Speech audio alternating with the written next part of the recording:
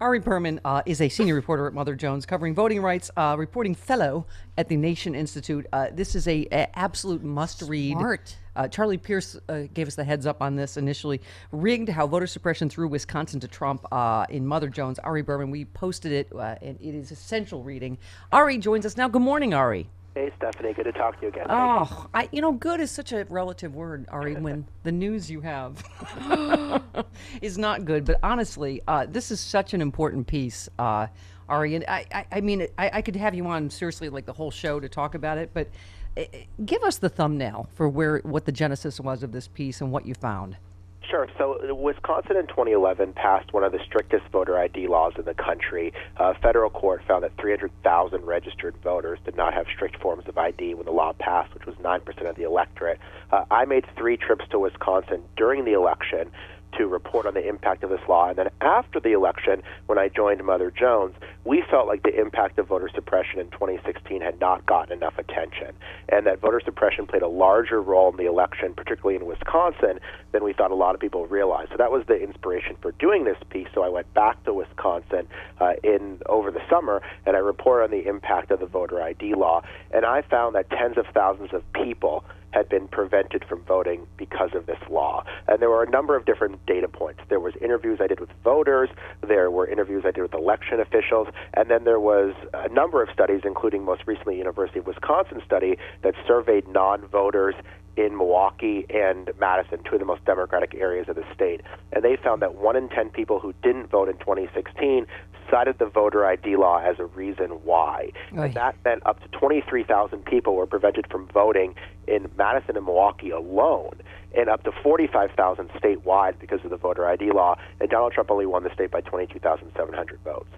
You know, Ari, your piece is, it's so great, but so infuriating. Like, you get angry all over again. But some of the stuff, because I've been saying, I am so sick of the media analysis and postmortem. As you write, Clinton's stunning loss in Wisconsin was blamed on her failure to campaign in the state, and the depressed turnout was attributed to lack of enthusiasm for either candidate.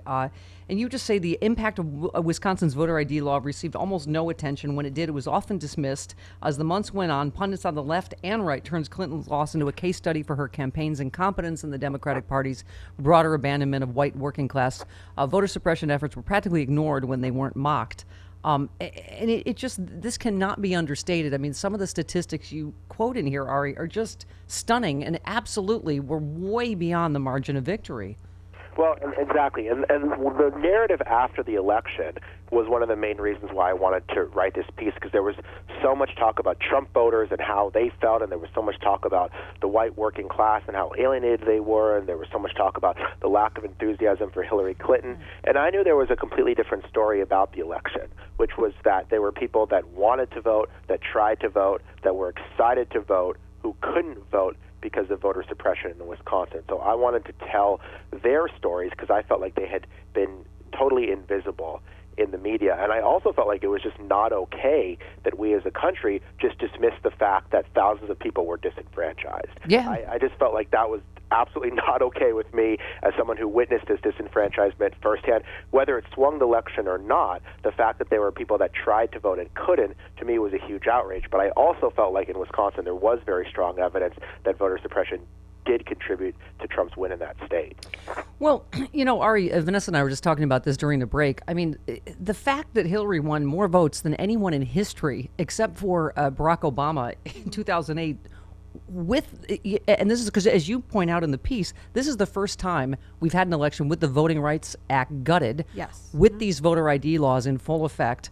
And I've said this for months now, Ari, if we blame Hillary only at our peril, because, this is going to affect anybody that runs on the Democratic side and would have. And I think it's honestly, Ari, what's more important in a democracy than this, than the right to vote? And that's what I always say is that, voting rights is not a fringe issue, because if you don't have a strong right to vote, it literally affects every other issue that you care about. And so I'm concerned as a country that we're moving backwards, that I've spent a lot of time studying the history of voting rights, and I remember a time when millions of people were disenfranchised. And that's why we passed the Voting Rights Act and so many laws to make it easier to be able to vote. But we are slipping backwards. We had an election that was the first election in 50 years without the full protections of the Voting Rights Act. Yeah. 21 states had new voting restrictions in effect for the first time in 2016. And Wisconsin's interesting because it historically has been one of the best states for voting rights. It Right. had the second highest turnout in 2008 and 2012. So Wisconsin's not Alabama or Mississippi when it comes to voting rights. So that's why I think this is an additionally important story, because this is both a nationwide trend. It's also a story of how Jim Crow tactics are moving to the north, which I find very alarming. And you share my frustration as you write, the media spent countless hours interviewing Trump voters, but almost no time reporting on the disenfranchised voters. And I think, as we were just saying, I mean, by the time you get to voter suppression and Russia, I mean, the amount that Hillary probably actually won by is probably stunning. I mean, just the numbers that you mention in here, there's thinking as many as 45,000 votes statewide were deterred by the voting ID law. Obviously, micro-targeted, as we've seen, to places with high concentrations of African Americans. And as we know, what was the margin of victory in all three states, right? 73,000 votes is what swung this election, right? And we also know, and I talk about another study in the piece from MIT that found that 16 million Americans, 12% of voters, had problems voting.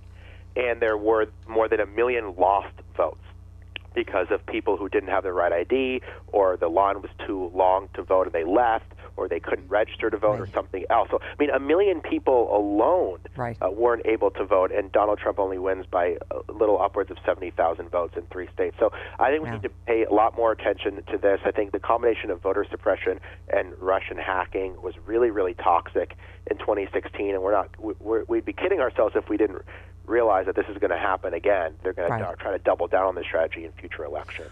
Well, and what is so, infuriating in your piece, Ari, is that these laws are working not just as they planned, but probably better than they ever could have imagined. And a lot of them were dumb enough to say it, right? That these voter ID laws, what's his name, Glenn Grothman in Wisconsin, right?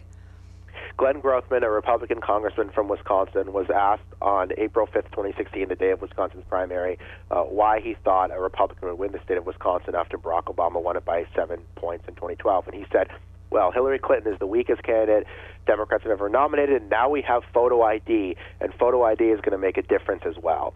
So he said it publicly. Behind closed doors, there was a meeting of Republican senators before this law passed, and they said that they were concerned about, quote, neighborhoods around Milwaukee and college campuses across the state. One aide to a Republican senator said that senators were giddy, in his words, about the impact this law would have on African American and college students. And so this was, as I say, a slow motion train wreck that a lot of people saw coming, but nobody was able to stop. Yeah. Well, you quote, I mean, boy, the money quotes in your piece. You say, taken together, there's no doubt these election changes affected the turnout among young voters, first-time voters, voters of colors, and other members of the Obama coalition that overwhelmingly supported Hillary Clinton. You say the lesson from 2016 is terrifyingly clear. If voter suppression can work in a state like Wisconsin with its progressive history and culture of high civic participation, it can work anywhere. And if those who believe in fair elections don't start to take the threat seriously, history will repeat itself. And that's the part, Ari, where, you know me, I'm happy clappy, and as you read your piece, you get more and more depressed. But, I guess the good news is, as you write it, you're not ready to give up. You're saying there are people fighting, like the ACLU, like a lot of these other nonprofits that are forming to do Acorn's work to get people the right ID until we can try to turn this around, right? Yeah, I thought it was really important to talk about the organizing efforts to give people a sense of that there is something happening to reverse this, and there is something that people can do. So the ACLU has launched a 50-state Let People Vote campaign where they're focusing on voting rights initiatives in every single state. They've hired a really terrific organizer named Molly McGrath, who I spent a lot of time with in Wisconsin, who helps people get IDs. This is all she does, and this is incredibly difficult work because there are people who move a lot and don't have stable housing. There are people that don't have birth certificates and other documents they need to get their IDs. There are people that have moved from other states and their Illinois ID might not be valid in Wisconsin. And so she works through all of these problems, and I think it's great that an organization like the ACLU is funding her. And I think there's just a growing realization in the voting rights community that attacking these laws in court is not enough, as Donald Trump appoints more and more judges, which is a huge story, as you know, that a lot of people are missing.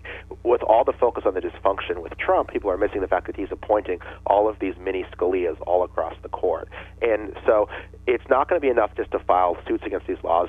Voting rights has to become a major organizing principle for Democrats and progressives. And I hope that my writing about it won't just depress everyone, Stephanie, but will also say, we got to do something about this activate problem. them. Exactly, or it's going to impact future elections. Yeah. I mean, some of the cases you write about, Ari, they're just heartbreaking and not what America's about. People denied the right to vote. A man born in a concentration camp in Germany who lost his birth certificate in a fire. A woman who lost use of her hands but was not permitted to grant her daughter power of attorney to sign the necessary documents at the DMV.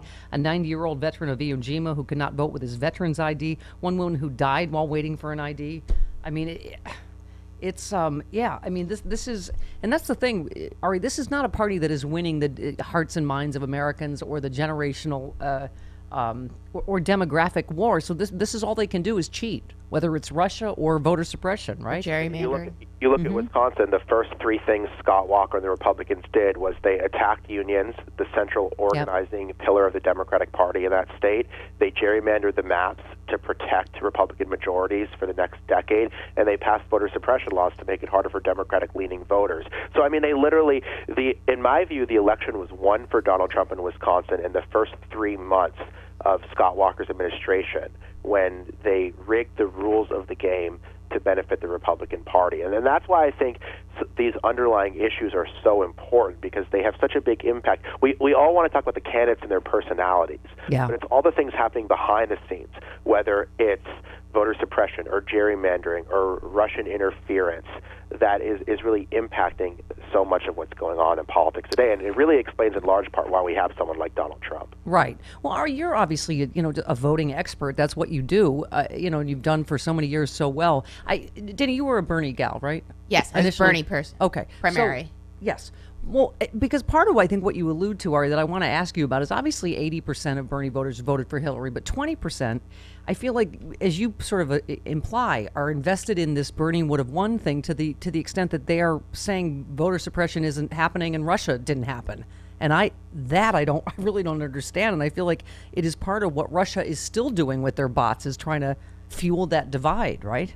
Well, and this came up a lot during the Democratic primary, in which I was officially neutral. Right. But Bernie people have said, well, voter suppression laws are being passed to hurt Bernie and help Hillary. And I said, no, they're being passed by Republicans to hurt Democrats. Thank you. And this is what I was... They don't care if it's Bernie or Hillary or Biden or Cory Booker or Elizabeth Warren or Kamala Harris. I mean, they're trying, and they don't care who the president is. It's all the way on down that they are trying to hurt Democratic turnout regardless of who the Democratic nominee is. And so I think Democrats have to be united about this. I think Bernie Sanders has spoken out against voter suppression. Hillary Clinton has spoken out against voter suppression. This has to be something that all Democrats unite on, because Republicans don't care who the nominee is. Exactly. They want to disenfranchise Democrats. And no one can deny that Bernie energized the youth vote, but the stuff you write about, what they specifically, how they micro-targeted students, I mean, he would have suffered the same fate in terms of, I mean, that's insane, Ari, what you write about how they're making them jump through hoops to try to get an ID they can vote with. Yeah, and this is interesting. So people are always like, what's the big deal about voter ID? And I always say two things. Number one, enough of a percentage of the electorate, 10% or higher of the electorate, doesn't have these strict forms of ID, so that can swing a close election. Secondly, if you look at the way the laws are written, they specifically target certain groups of people.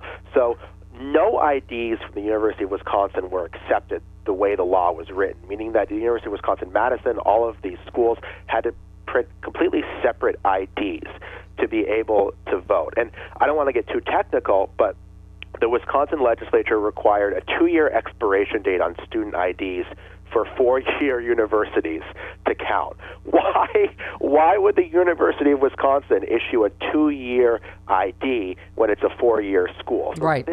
You have to look at the details here. You have to go a little bit beyond the surface. Another data point is that Wisconsin ran ads about the voter ID law in 52 movie theaters across the state before the election. They didn't run a single ad in Milwaukee, where 70% of African Americans in Wisconsin live. So certain communities were absolutely targeted more than others. Yeah. Ari, you obviously end on a hopeful note, and I think that's the most important thing to take from this. Give to the ACLU. There are groups like Spread the Vote, Let America Vote, Volunteer. get people the right IDs, because you're right, we can't, right now we have to work within these egregious laws, but if we could mobilize enough people and get them to vote, we can turn this around. Because as you say, what's depressing is you say GOP suppressed votes to win in 2016, and now Trump is nominating judges who defend voter suppression laws. So I know at times it can feel hopeless to people, and now we have a Supreme Court that, of course, with a stolen seat that is had gutted the Voting Rights Act. So, but, you know, as you say, you quote somebody here saying, with Jeff Sessions now in charge of the Justice Department and Trump appointing judges, it means there's an urgency to engage in political argument. We need to expand our argument beyond the court of law into the court of public opinion. It has been politically consequence-free exercise for vote suppressors. That has to change. I mean, we all have to stand up and say this is the basis of America, our right to vote. Because I think it also runs as a cycle. Like, people sense that they're not being heard, and so then they start to withdraw and become more apathetic. Which is, Ari, which is exactly what they want. It's exactly what Republicans want. And I think the very fact that they're trying to suppress your vote shows that your vote has power. Yep. Or else they wouldn't be trying to suppress it. So when people say, well, voting doesn't matter, voting doesn't change anything, I say, well, why do you think all of these laws were passed to target voting? Clearly someone believes that the vote has power, and we saw the impact of lower turnout in 2016. We saw what happened when there was a drop-off among African-American voters, among young voters, among single women, and the impact that that had. And so that's going to be really, really important, because I think Republicans basically think that they do fine when there's lower turnout and fewer people vote. And Democrats know that they can only win when there's higher turnout and a more engaged electorate. So personally, I want everyone to vote because I think that's good for democracy, regardless of who benefits. But I also think that just from a self-interested perspective, Republicans are trying to pass laws to get fewer people to vote, and I think Democrats have to both fight back against these efforts and also push policies that make it easier to vote, whether it's automatic registration like we have in Oregon, or making Election Day a national holiday like Bernie has talked about, or having election day registration so you can just show up and register and vote on Election Day, which is one thing, luckily, that Scott Walker has not gotten rid of in Wisconsin. I think all of those things are really important. So I'm trying to shine a spotlight on all of these problems because I think they're really important, but I'm also trying to talk about solutions as well. Yeah, absolutely, Ari. That's what I love about you, and that's why I've gone incredibly long with this segment. But I have to close with one quote that you have in there. The legal system can force open doors and sometimes even knock down walls, but it cannot build bridges. That job belongs to you and me. And that's what we can do. We have to hope that Bob Mueller and the Arc of Justice are going to do what they need to do about Russia, but we got to do the rest. And Ari, your work is just so important. Please come back anytime. Absolutely. Thanks so much, Stephanie. All right. Thanks. Ari Berman, you got to go to Stephanie Miller Show Facebook. You got to read the piece in Mother Jones. Required reading, Danny. It's incredible. Who says voting doesn't matter? Have they not seen Dancing with the Stars?